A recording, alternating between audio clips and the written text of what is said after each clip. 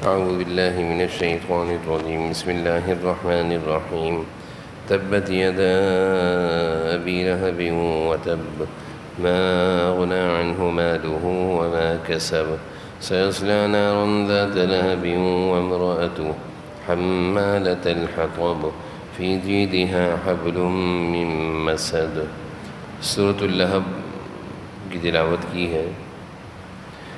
اس سورت میں خاص طور پر ابو لہب اور اس کی بیوی کا تذکرہ ہے۔ ابو لہب جناب نبی کریم صلی اللہ علیہ وسلم کا چچا تھا۔ آپ کی دعوت اسلام کے بعد یہ آپ کا زبردست دشمن بن گیا تھا اور طرح طرح سے آپ کو تکلیفیں دیتا تھا، اور اس کی بیوی بھی اپنے شوہر کی طرح حضور صلی اللہ علیہ وسلم کو تکلیفیں پہنچایا کرتی تھی، اور حضور صلی اللہ علیہ وسلم کی مخالفت بھی بہت کرتے تھے۔ جہاں آپ صلی اللہ علیہ وسلم دین اسلام کی دعوت دیتے، یہ آ جاتا اور لوگوں کو منتشر کر دیتا۔ ایک موقع پر کوہ صفا پہاڑ، آپ صلی اللہ علیہ وسلم اس پہاڑی پر چڑھے اور لوگوں کو آپ نے بلایا، آواز دی تو سارے لوگ آپ صلی اللہ علیہ وسلم کے اطراف میں جمع ہو گئے، مکہ کے رہنے والے مختلف قبائل کے لوگ۔ آپ صلی اللہ علیہ وسلم نے فرمایا کہ میں تم سے کہوں کہ اس پہاڑی کے پیچھے سے ایک بہت بڑا دشمن لشکر لے کر تم پر حملہ آور ہو رہا ہے، تم میری بات پر یقین کرو گے؟ تو سارے مکہ کے لوگوں نے حضور صلی اللہ علیہ وسلم کو کہا کہ آپ تو ہمارے درمیان ہمیشہ سچ بولتے رہے ہیں، اس لیے آپ جو کہیں گے وہ سچ ہوگا۔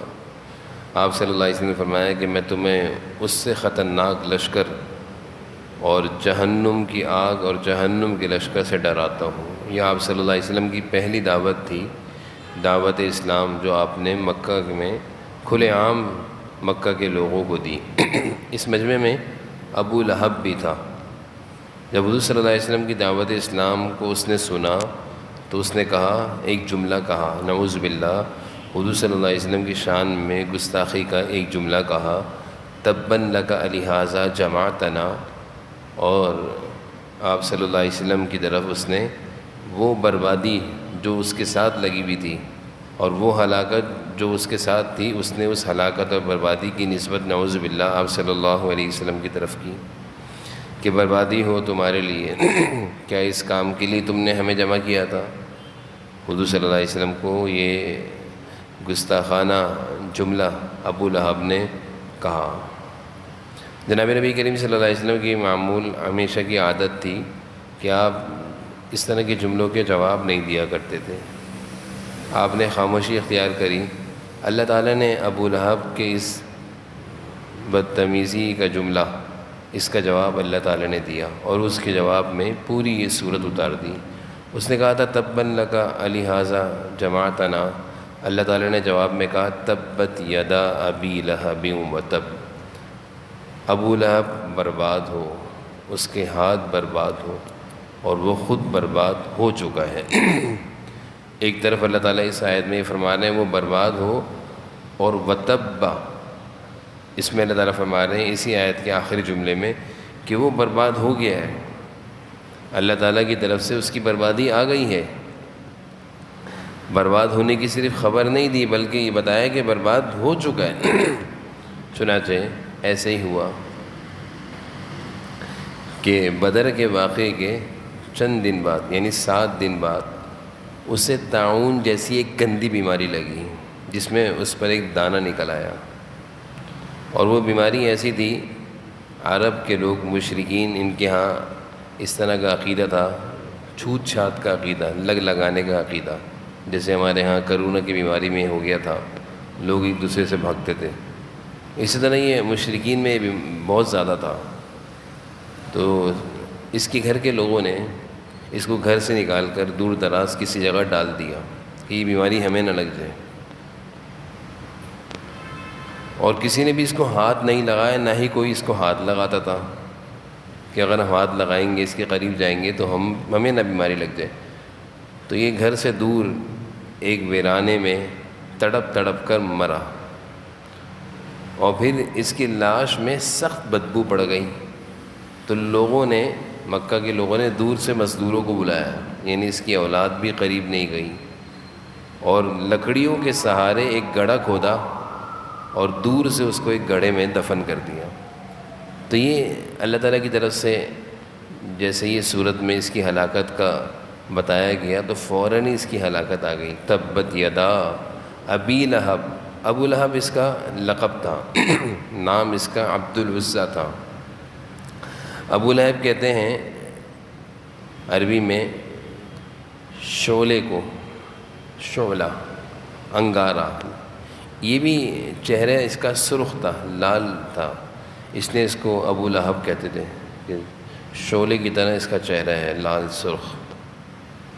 آپ صلی اللہ علیہ وسلم کا چچا تھا، لیکن اس نے آپ صلی اللہ علیہ وسلم کی دشمنی میں غیروں سے بھی زیادہ حد کراس کر کے آگے نکل گیا، بہت تکلیفیں دیں۔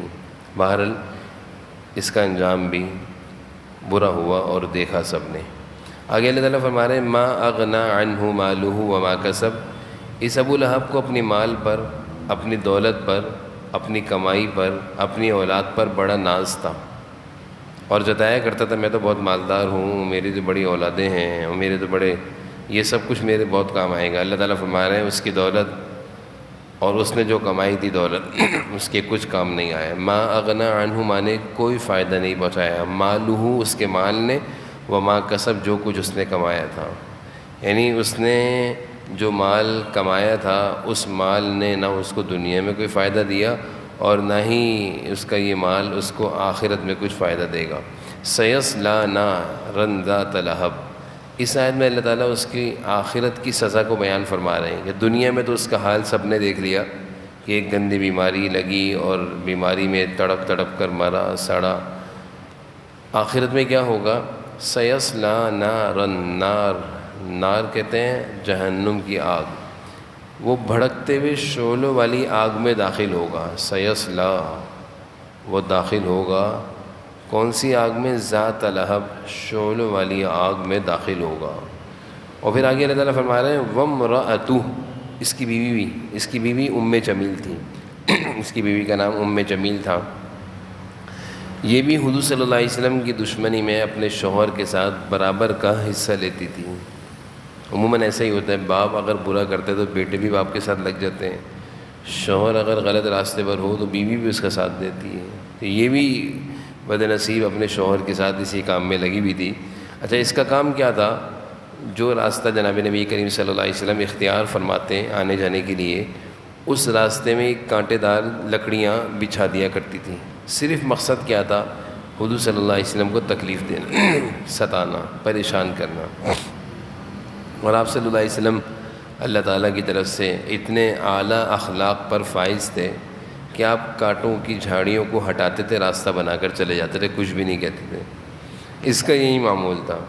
اللہ تعالیٰ فرما رہے ہیں یہ بھی ہلاک ہوا، وامرأتہ، اس کی بیوی بھی ہلاک ہوئی۔ اور اس کی بیوی کے بارے میں اللہ تعالیٰ نے فرمایا حمالۃ الحطب، لکڑیاں ڈھونڈتی تھیں، لکڑیاں چنا کرتی تھیں۔ ایک باعزت گھرانے کی لڑکی، ایک باعزت گھرانے کی یہ عورت تھی، لیکن کنجوسی اس درجے کی تھی کہ اپنے گھر میں آگ جلانے کے لیے جنگل جاتی تھی اور لکڑیاں بین کر لاتی تھی، لکڑیاں بین کر لاتی تھی، اور انہی لکڑیوں کو اپنے گھر میں بھی جلایا کرتی تھی آگ کے لیے، اور وہی لکڑیاں حضور صلی اللہ علیہ وسلم کے راستے میں بھی بچھایا کرتی تھیں۔ اللہ تعالیٰ فرما رہے ہیں فی جیدہا حبل من مسد، اپنی گردن میں مونج کی رسی لیے ہوئے، اپنی گردن میں مونج کی رسی لیے ہوئے انہی لکڑیوں کے ساتھ یہ لکڑیوں کا سر میں گڑا اٹھائے ہوئے جہنم میں داخل ہوگی۔ اس کا ایک مفہوم تو یہ ہے، اور ایک مفہوم تفاسیر میں یہ بھی لکھا ہے کہ عموماً جب لکڑیاں سر پہ اٹھاتے ہیں تو ایک رسی سے باندھ لیتے ہیں، اور وہ رسی ایسی ہوتی ہے کہ گلے سے آتی ہے، جس سے اوپر کی لکڑیاں مضبوط ہو جاتی ہیں۔ تو یہ ام جمیل ابو لہب کی بیوی جنگل میں جب جایا کرتی تھی اور لکڑیاں کاٹ کر لایا کرتی تھی، انہی لکڑیوں سے اپنے گھر میں ایندھن بھی چلاتی تھی، آگ جلاتی، چولہے جلاتی تھی، اور وہی لکڑیاں حضور صلی اللہ علیہ وسلم کے راستے میں بھی ڈالا کرتی تھی۔ تو ایک موقع پر یہ اسی طرح لکڑیاں سر پر باندھ کر لا رہی تھی، بددعا تو اس کو بھی لگی تھی۔ اللہ تعالیٰ کی طرف سے ہلاکت کا تو اس کا بھی ذکر ہے، وامرأتہ، اس کی بیوی بھی ہلاک۔ تو جب یہ لا رہی تھی تو جنگل میں ہی اس طرح رسی بندھی ہوئی تھی، اس کی رسی گلے سے بنتی تھی سر کی رسیوں کو باندھنے کے لیے، تو ایک دم سے وہ لکڑیوں کا گٹھرا پیچھے کی طرف گرا جس سے اس کے گلے میں وہ رسی پھندا بن گئی، اور یہ وہیں جنگل میں تڑپ تڑپ کر یہ بھی مر گئی، اس کی بھی ہلاکت ہوئی۔ تو یہ دونوں اسلام کے، حضور صلی اللہ علیہ وسلم کے سخت دشمن تھے۔ اور ایک روایت میں یہ بھی آتا ہے جب یہ صورت نازل ہوئی، اس صورت کے نازل ہونے کے بعد یہ دونوں ہلاک ہوئے ہیں، دونوں میاں بیوی۔ تو یہ ایک موقع پر جب اس نے سنا کہ مسلمانوں کے نبی پر ایک ایسی صورت آئی ہے اور انہوں نے سب کو پڑھ کر سنائی ہے، اس صورت میں میرا اور میرے شوہر کی برائی اور مذمت ہے، اس کو غصہ آیا، پتھر اٹھائے حضور صلی اللہ علیہ وسلم کو مارنے کے لیے آئی، یہ بھی روایت میں ملتا ہے، اور غصے میں دوڑی ہوئی آئی۔ جناب نبی کریم صلی اللہ علیہ وسلم حضرت ابوبکر صدیق رضی اللہ عنہ کے ساتھ تشریف فرما تھے، آپ نے دیکھ لیا جمیل آ رہی ہے، اور یہ ایک بدتمیز بد اخلاق عورت تھی۔ ابوبکر صدیق گھبرائے کہ اللہ کے رسول بدتمیزی کرے گی، چلتے ہیں یہاں سے اٹھ کے چلتے ہیں۔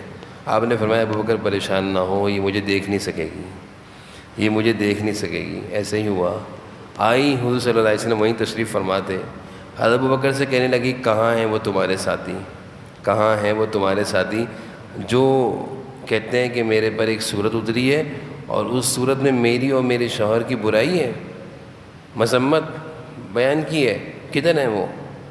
تو ابوبکر صدیق رضی اللہ عنہ کہنے لگے ابھی تو ادھر ہی تھے، ابھی تو ادھر ہی تھے، اور ادھر ہی تھے، لیکن اس بدبخت کو اللہ تعالیٰ کی طرف سے اس کی آنکھوں پر ایسا پردہ اور اس کو ایسا اندھا کر دیا تھا کہ وہ حضور صلی اللہ علیہ وسلم کو نہیں دیکھ سکی۔ تو یہ پوری صورت ابو لہب اور اس کی بیوی کے انجام بد کا اس میں تذکرہ ہے کہ جو حضور صلی اللہ علیہ وسلم کو ستائے گا یا آپ صلی اللہ علیہ وسلم کو تکلیف دے گا، اس کی دنیا بھی برباد ہے اور اس کی آخرت بھی برباد ہے۔